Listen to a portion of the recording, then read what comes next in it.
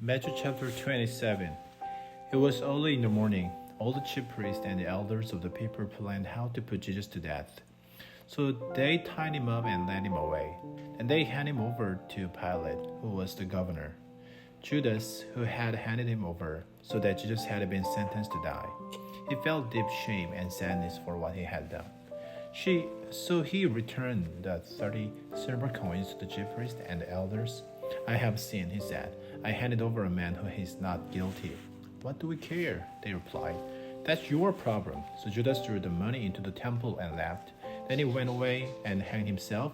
The chief priests picked up the coins. They said, "It's against the law to put this money into the temple fund. It is blood money.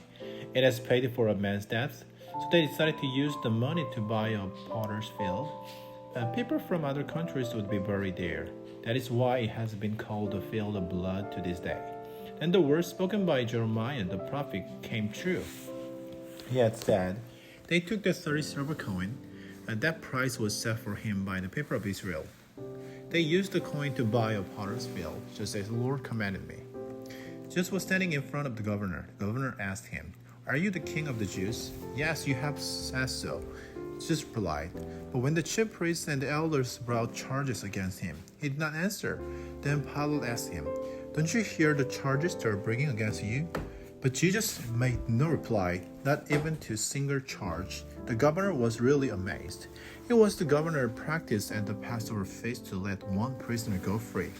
The people could choose the one they wanted. At that time, they had a well-known prisoner named Jesus Barabbas. So when the crowd gathered, Pilate asked them, "Which one do you want me to set free, just Barabbas, or just who is called the Messiah?" Pilate knew that the leaders wanted to get their own way. He knew this was why they had handed Jesus over to him. While Pilate was sitting on the judge's seat, his wife sent him a message. It said, "Don't have anything to do with that man. He's not guilty. I have suffered a great deal in a dream today because of him." But the chief priests and the elders talked the crowd into asking for Barabbas and having Jesus put to death. "Which of the two do you want me to set free?" asked the governor. "Barabbas," they answered. "Then what should I do with Jesus, who is called the Messiah?" Pilate asked. They all answered, "Crucify him." "Why? What wrong has he done?" asked Pilate. But they shouted even louder, "Crucify him." Pilate saw that he wasn't getting anywhere. Instead, the crowd was starting to get angry, so he took water and washed his hands in front of them. "I'm not guilty of this man's death," he said. "You are accountable for that." All the people answered, "Put the blame for his death on us and our children." Pilate let Barabbas go free, but he had the Jews whipped. Then he handed him over to be nailed to a cross. The governor's soldiers took Jesus into the palace, which was called the Praetorium. All the rest of the soldiers gathered around him. They took off his clothes and put a purple robe on him. Then they twisted thorns together to make a crown. They placed it on his head.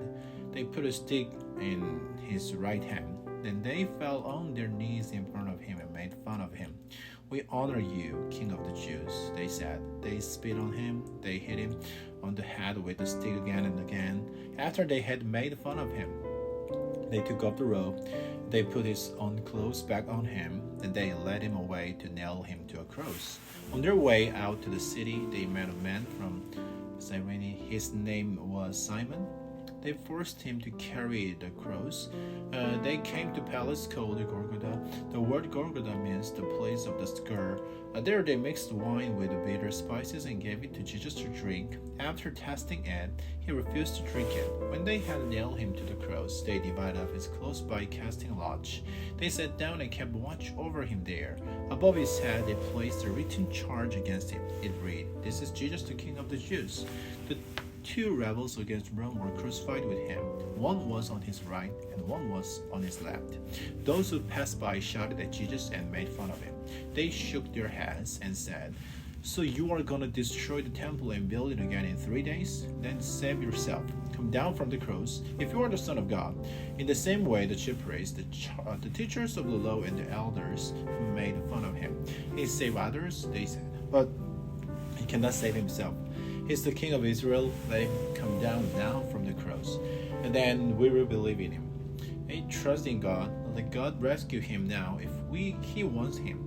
He's the one who said, I am the Son of God. In the same way, the rebels who were being crucified with Jesus also made fun of him.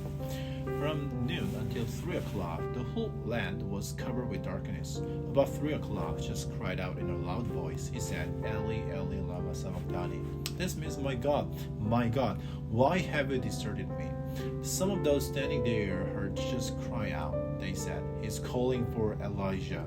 Right away, one of them ran and got a sponge. He filled it with wine vinegar and put it on a stick. He offered it to Jesus to drink. The rest said, leave him alone. Let's just see if Elijah comes to save him. After Jesus cried out again a loud voice, he died. At the moment, the temple curtain was torn in two from top to bottom. The earth shook, the rocks split, tombs broke open. The bodies of the many holy people who had died were raised to life. They came out of the tombs. After Jesus was raised from the dead, they went into the holy city. There they appeared to many people.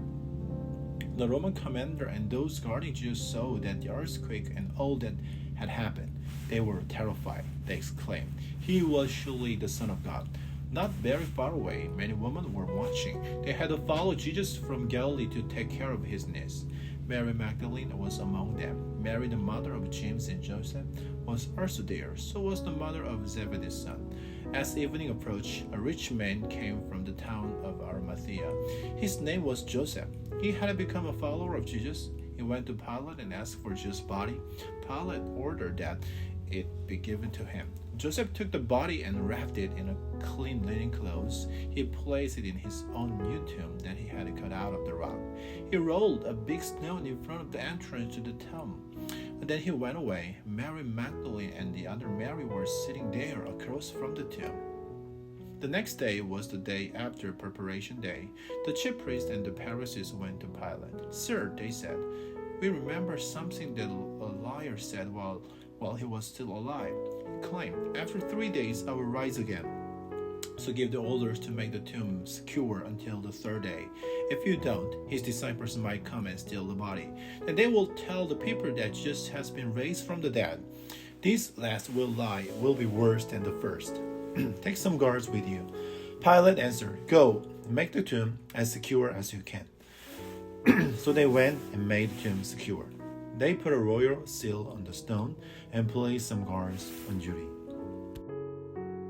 Matthew chapter 28. The Sabbath day was now over. It was dawn on the first day of the week. Mary Magdalene and the other Mary went to look at the tomb. There was a powerful earthquake. An angel of the Lord came down from heaven. The angel went to the tomb. He rolled back the stone and sat on it. His body shone like lightning. His clothes were as white as snow. The guards were so afraid of him that they shook and became like dead men. The angel said to the woman, don't be afraid. I know that you are looking for Jesus, who was crucified. He is not here. He has risen, just as he said he would. Come and see the place where he was lying. Go quickly. Tell his disciples, he has risen from the dead. He's going ahead of you into Galilee. There you will see him. Now I have told you. So the woman hurried away from the tomb. They were afraid, but they were filled with joy. They ran to the 12 disciples. Suddenly, Jesus met them. Greetings, he said. They came to him, took hold of his feet, and worshipped him. Then Jesus said to them, don't be afraid. Go and tell my brothers to go to Galilee. There they will see me. While the women were on their way, some of the guards went into the city. They reported to the chief priests all that had happened. When the chief priests met with the elders, they came up with a plan. They gave the soldiers a large amount of money. They told the soldiers, we want you to say, his disciples came during the night. They stole his body while we were sleeping. If the governor hears his report, we will pay you off. That will keep you out of trouble. So the soldiers took the money and did as they were told.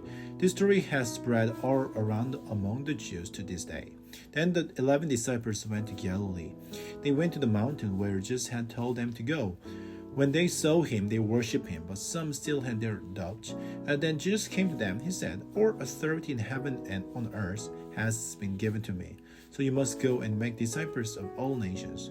Baptize them in the name of the Father, and of the Son, and of the Holy Spirit. Teach them to obey everything I have commanded you. And you can be sure that I am always with you to the very end.